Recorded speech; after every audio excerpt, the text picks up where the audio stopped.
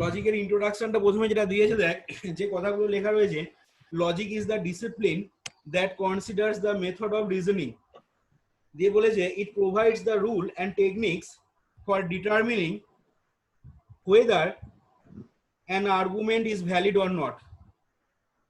অর্থাৎ এখানে বলতে চাইছে দেখ যে কথাটা, লজিকটা হচ্ছে একটা ডিসিপ্লিন, বা ডিসিপ্লিন মানে বলতে পারি একটা নিয়ম, যে নিয়মটা কি করছে না, that considers the method of reasoning, যে নিয়মটা কনসিডার করছে একটা মেথড অফ রিজনিং। তোরা তো অনেক সময় রিজনিং করিস, কম্পিটিটিভ এক্সামের জন্য রিজনিং করতে হয়, তাহলে লজিকটাই হচ্ছে সেই ডিসিপ্লিনটা, যে ডিসিপ্লিনটা কি কনসিডার করছে না, method of reasoning K consider করছে। It provides the rule and the techniques for determining whether an argument is valid or not। অর্থাৎ কোনো একটা আর্গুমেন্ট সেটা ভ্যালিড আর্গুমেন্ট না ভ্যালিড নয়, সেই জিনিসটা কি করে না, সেই জিনিসটা ওই লজিকটা প্রোভাইড করে ওই রুল এবং টেকনিকটা প্রোভাইড করে কার জন্য না, কোনো একটা আর্গুমেন্ট ভ্যালিড আর্গুমেন্ট কি ভ্যালিড আর্গুমেন্ট নয় সেইটা বোঝার জন্য বা সেটা ডিটারমাইন করার জন্য যে রুল নিয়ম এবং টেকনিক যে প্রসেসটা সেটা কি করছে না, ওই লজিকটা প্রোভাইড করছে আমাদের। এবার বলছে in everyday life we use reasoning to prove different points. অর্থাৎ আমাদের দৈনন্দিন জীবনে আমরা বিভিন্ন রিজনিং ইউজ করি টু প্রুভ, প্রমাণ করার জন্য, ডিফারেন্ট পয়েন্টস, বিভিন্ন পয়েন্ট প্রমাণ করার জন্য। একটু একটু করে স্ক্রিনটাকে উপর দিকে তুলবি। এরপর বলেছে দেখ অ্যাজ ফর এক্সাম্পল, একটা উদাহরণ বলেছে দেখ, কি বলেছে উদাহরণটা না, বলেছে as for example we prove to our parents we pass the exam. Suppose তুই মনে কর বাড়িতে এসে বললি বাবা মাকে রেজাল্ট বেরোনোর পর যে আমি রেজাল্টে পাস করে গেছি বা আমি ফার্স্ট হয়েছি স্কুলেতে বা কলেজেতে, তাহলে সেক্ষেত্রে তোর যে এই যে বক্তব্যটা বা তোর যে ডিক্লারেশনটা যে দিলি তার তো তোকে প্রমাণ দিতে হবে, তবে তো বিশ্বাস করবে বাবা মা। তার হিসাবে কি দেখাস, তুই রেজাল্টটাকে দেখাস, তাই তো করিস। তাহলে এখানে বলেছে দেখ as for example we prove to our parents that we pass the exam. অর্থাৎ এই উদাহরণ হিসাবে বলেছে কি না, আমাদের প্যারেন্টস এর কাছে, পিতামাতার কাছে আমরা যে কোনো এক্সাম পাস করেছি সেই জন্য কি করতে হয় না, দেখ লেখা রয়েছে we might show the test and the score. সেক্ষেত্রে তোকে ওই টেস্টটা তোকে দেখাতে হয়, ঠিক আছে, বা তোকে যে স্কোরটা করেছিস সেই স্কোরটা কিন্তু ওই বাবা মার কাছে দেখাতে হয়, কি হিসাবে না তুই ওই এক্সামটা পাস করেছিস তার প্রমাণ স্বরূপ হিসাবে। or to prove to the utility company that our deal has been, sorry ওটা our bill হবে, ওটা deal লেখা আছে, our bill has been paid, we might show the cancellation check। অর্থাৎ কোনো কোম্পানির কাছে তুই যখন দেখাতে চাস, কি দেখাতে চাস, যে ওই কোম্পানির বিলটা যে পেমেন্ট হয়েছে বা পেড করা হয়েছে সেই প্রমাণ হিসাবে তোকে কি দেখাতে হয় না, we might show the cancel cheque. Cancel চেকটা কিন্তু তোকে শো করতে হয়। যেমন ভাবে রেজাল্ট যে তুই পাস করেছিস তার প্রমাণ হিসাবে তোকে যেমন স্কোর কার্ড দেখাতে হয় বাবা মায়ের কাছে, তেমনি কোনো কোম্পানির বিল পেমেন্ট হয়েছে কিনা বা পেড হয়েছে কিনা সেই হিসাবে তোকে কিন্তু ওই ক্যান্সেল চেক তোকে শো করতে হবে বা শো করতে হয়। Similarly in mathematics and computer science mathematical logic is used to prove result. একই রকম ভাবে ম্যাথামেটিক্স এবং কম্পিউটার সায়েন্সের ক্ষেত্রে ম্যাথামেটিক্যাল লজিকটা ব্যবহার করা হয় কি জন্য না, টু প্রুভ রেজাল্ট, কোনো একটা রেজাল্ট প্রমাণ করার জন্য, ফলাফল প্রমাণ করার জন্য। তাহলে এইখানে যে উদাহরণগুলো দিলাম এখানে তার মানে রেজাল্ট গুলো কোনগুলো না, রেজাল্ট হচ্ছে প্রথম কেসে রেজাল্ট হচ্ছে কোনটা না, তুই পরীক্ষায় পাস করেছিস সেটা হচ্ছে রেজাল্টটা। আর দ্বিতীয় ক্ষেত্রে কি হচ্ছে না, ওই কোম্পানি তুই বিলটা পেমেন্ট করেছিস সেটা হচ্ছে রেজাল্টটা। তাহলে সেই রেজাল্ট গুলো প্রমাণ করার জন্য কি হচ্ছে না, in mathematics and computer science mathematical logic is use to prove result. Mathematical logic কিন্তু তোকে ইউজ করা হয় টু প্রুভ রেজাল্ট, কোনো রেজাল্ট প্রমাণ করার জন্য। এরপর বলেছে দেখ in to be specific in mathematics we use logic or logical reasoning to prove theorems, and in computer science we use logic or logical reasoning to prove the correctness of the program and also to prove the theorems। তার মানে এখানে যেটা বলতে চাইছি mathematics এর ক্ষেত্রে আমরা logic অথবা লজিক্যাল রিজনিংটা ইউজ করি কি জন্য না, টু প্রুভ দ্য থিওরেমস, কোনো থিওরেম প্রমাণ করার জন্য এবং কম্পিউটার সায়েন্সের ক্ষেত্রে আমরা লজিক বা লজিক্যাল রিজনিং ইউজ করি কি জন্য না to prove the correctness of the program, অর্থাৎ কোন একটা প্রোগ্রাম যখন করছি সেই প্রোগ্রামের কারেক্টনেসটা বা নির্ভুলতাটা প্রমাণ করার জন্য এবং তার সাথে অলসো টু প্রুভ দ্য থিওরেমটাকেও প্রমাণ করার জন্য আমরা কিন্তু লজিক বা লজিক্যাল রিজনিং ইউজ করি।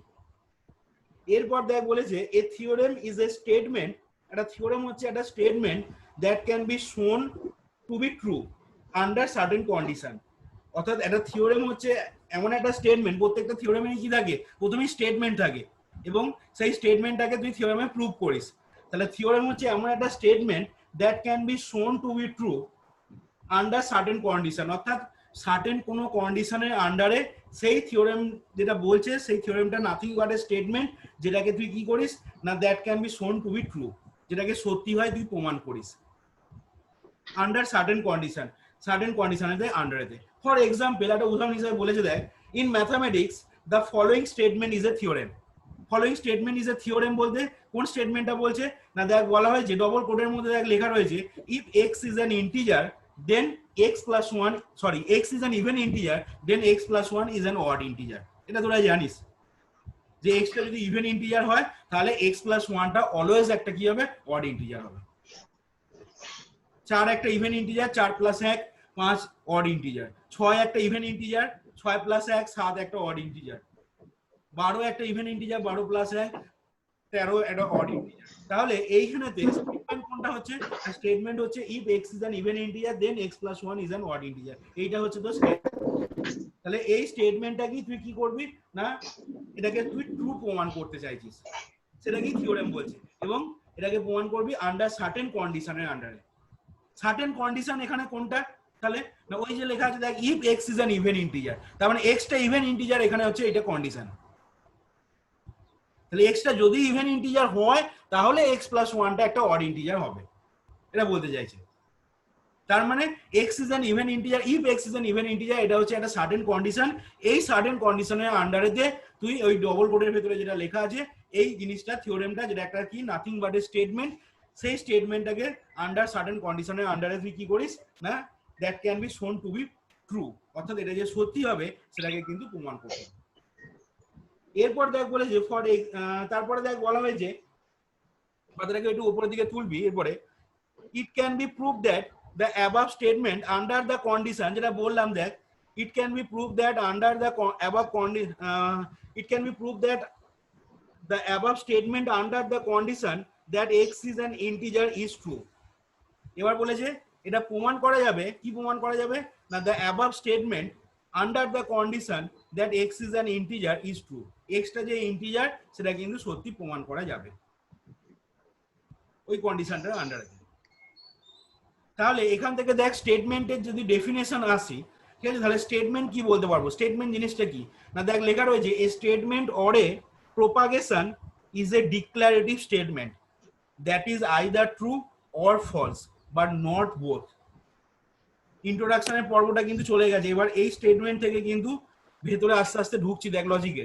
স্টেটমেন্ট তাহলে কাকে বলবো না একটা স্টেটমেন্ট বা প্রোপাগেশন একই কথা, সেটা হচ্ছে একটা ডিক্লারেটিভ সেন্টেন্স ঠিক আছে। সেই ডিক্লারেটিভ সেন্টেন্সটা কি না সেই ডিক্লারেটিভ সেন্টেন্সটা আইদার ট্রু হতে পারে সত্যি হতে পারে অথবা ফলস হতে পারে। যেমন একটা উদাহরণস্বরূপ বলছি, যেমন মনে কর √5 ঠিক আছে, √5 ইজ অ্যান ইন্টিজার। তার মানে কি এটা একটা দেখ ডিক্লারেটিভ সেন্টেন্স, এটা তুই একটা কোনো জিনিসকে কি করছিস ডিক্লারেশন দিচ্ছিস। একই রকম ভাবে দেখ 4 ইজ অ্যান ইন্টিজার, এটাও কি একটা ডিক্লারেটিভ দেখ সেন্টেন্স, তাহলে সেটা মাইট বি ট্রু হতে পারে অথবা ফলস হতে পারে, কিন্তু কখনোই দুটো একসাথে হবে না। তাহলে তখন সেই তোর ডিক্লারেটিভ সেন্টেন্সটাকে আমরা বলবো কি না is considered as a statement or propagation. তাহলে যদি ডেফিনেশন বলতে হয় তাহলে statement or a proposition is nothing but A declarative sentence, যে ডিক্লারেটিভ সেন্টেন্সটা আইদার ট্রু হতে পারে অর ফলস হতে পারে। এবার দেখ বলেছে in this example we consider the following sentences. এবার কিছু সেন্টেন্স দেখ ফলোয়িং সেন্টেন্স কনসিডার করেছে, তার মধ্যে 1 নাম্বার সেন্টেন্স দেখ কি বলা হয়েছে না 4 ইজ অ্যান ইন্টিজার। তারপর দেখ 2 নাম্বার বলেছে √5 ইজ অ্যান ইন্টিজার। 3 নাম্বার পয়েন্টে বলেছে দেখ Washington DC is the capital of USA. এগুলো প্রত্যেকটাই কিন্তু তিনটে 1 2 3 করে দেখ প্রত্যেকটাই তিনটে সেন্টেন্স লেখা রয়েছে। এবার দেখ বলেছে each of this sentence is a declarative sentence. কারণ কি না 4 ইজ অ্যান ইন্টিজার, তুই এখানে একটা জিনিস কি করছিস ডিক্লেয়ার করছিস, বা √5 ইজ অ্যান ইন্টিজার, এখানেও কি করছিস ডিক্লারেশন দিচ্ছিস। তুই যখন বলবি যে আমার নাম অমুক শ্রেয়া দাস, তখন কি করছিস তুই একটা ডিক্লারেশন দিচ্ছিস, বা আমার বাড়ি অমুক জায়গায়, তার মানে কি তুই সেখানেও একটা ডিক্লারেশন দিচ্ছিস। এখানে 4 ইজ অ্যান ইন্টিজার মানে একটা ডিক্লেয়ার করছিস জিনিস বা ডিক্লারেশন করছিস। তার মানে এখানে ইচ অফ দিস সেন্টেন্স 1 2 3 যে তিনটে লেখা আছে দেখ, যে তিনটে জিনিস বললাম প্রত্যেকটা সেন্টেন্সই কিন্তু কি না একটা ডিক্লারেটিভ দেখ সেন্টেন্স। এবার প্রথম ক্ষেত্রে দে 4 ইজ অ্যান ইন্টিজার, এটা আমরা জানি কি ট্রু, চারটা অলওয়েজ ইন্টিজার হয়। হয়ে দাঁড়ায় তারপরে সেন্টেন্সটা দেখ 2 নাম্বারটা √5 ইজ অ্যান ইন্টিজার, এটা কখনো সত্যি নয়, তাহলে √5টা সেন্টেন্স 2টা কি হয়ে যাচ্ছে না ফলস হয়ে যাচ্ছে, এবং সেন্টেন্স 3টা কি না sentence 3 is again true. Washington ডিসিটা ক্যাপিটাল অফ রাজধানী হচ্ছে ইউএসএ, জানিস। তার মানে কি হচ্ছে বল দেখি, তার মানে দেখ এই যে তিনটে তুই ডিক্লারেটিভ সেন্টেন্স পেলি, ঠিক আছে, সেই ডিক্লারেটিভ সেন্টেন্সের মধ্যে কোনোটা কি হচ্ছে ট্রু হচ্ছে, অথবা দেখছিস কোনোটা ফলস হচ্ছে, কিন্তু ওই তিনটে স্টেটমেন্টের মধ্যে কোনোটা এমন পাচ্ছিস না যেটা কি হচ্ছে না বোথ ট্রু অ্যান্ড ফলস। তিনটে স্টেটমেন্টই দেখ আইদার ট্রু হচ্ছে অথবা ফলস হচ্ছে। এবার এই যে ডিক্লারেটিভ সেন্টেন্স গুলো বললি, এই সেন্টেন্স গুলোকে তাহলে আমরা কি বলতে পারি ডেফিনেশন অনুযায়ী না তিনটে দেখ স্টেটমেন্ট বলতে পারি, কারণ স্টেটমেন্টের যে কন্ডিশন ডেফিনেশন যেটা বলা হলো সেই তিনটে কন্ডিশনই দেখ এখানে ফুলফিল করছে এই তিনটে সেন্টেন্স। এবার বলেছে দেখ we typically use the lower case letters with or without subscript such as small p, comma q and small r to denote the statement। অর্থাৎ আমরা লোয়ার কেস লেটার কোনগুলোকে বলে যেগুলো ছোট হাতে লেখা হয়, ওই পি কিউ আর এই লোয়ার কেস লেটার গুলো with or without subscript such as ছোট হাতে পি কিউ আর এগুলোকে কি করছি না টু ডিনোট দ্য স্টেটমেন্টস, অর্থাৎ কোনো স্টেটমেন্ট ডিনোট করার জন্য আমরা এই লোয়ার কেস লেটার গুলোকে আমরা ইউজ করে থাকি। দিয়ে দেখ উদাহরণ হিসাবে তলায় কিছু লোয়ার কেস বাঁ দিকে দেখ লেটার রয়েছে, আর ডান দিকে দেখ কিছু কি রয়েছে বল দেখি, ডান দিকে দেখ কিছু ওই ডিক্লারেটিভ সেন্টেন্স রয়েছে। তার মধ্যে দেখ প্রথমে দেখ প্রথমটা কি লেখা রয়েছে না পি কোলন দিয়ে দেখ লেখা রয়েছে 4 ইজ অ্যান ইন্টিজার, অর্থাৎ আগের এগুলো যেগুলো বললাম √5 ইজ অ্যান ইন্টিজার, আর দিয়ে দেখ লেখা রয়েছে Washington DC is the capital of USA. এবার বলেছে now let us consider the following sentence, এবার কিছু অন্য সেন্টেন্স নিয়ে কাজ করছে। দেখ কি কি সেন্টেন্স নিয়েছে এখানে না পি তে দেখ লিখেছে লোয়ার কেসে দেখ, এগুলো সবসময় কিন্তু সেন্টেন্স যখনই লেখা হবে সবসময় লোয়ার কেস লেটারে লিখবি with or without subscript. With or without subscript মানে এখানে কি বোঝাচ্ছে উইথ অর উইদাউট সাবস্ক্রিপ্ট মানে তুই এটাকে পি না বলে সাবস্ক্রিপ্ট আর সুপারস্ক্রিপ্ট কাকে বলে জানিস তো কি রে?